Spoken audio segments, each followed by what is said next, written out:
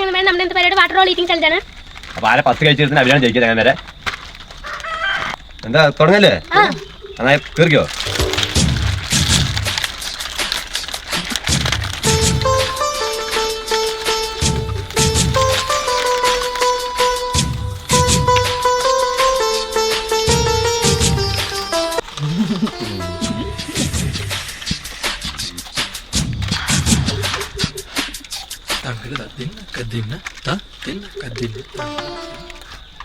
അപ്പൊ ആശാൻ ഞാനാണ് ജയിച്ചത്.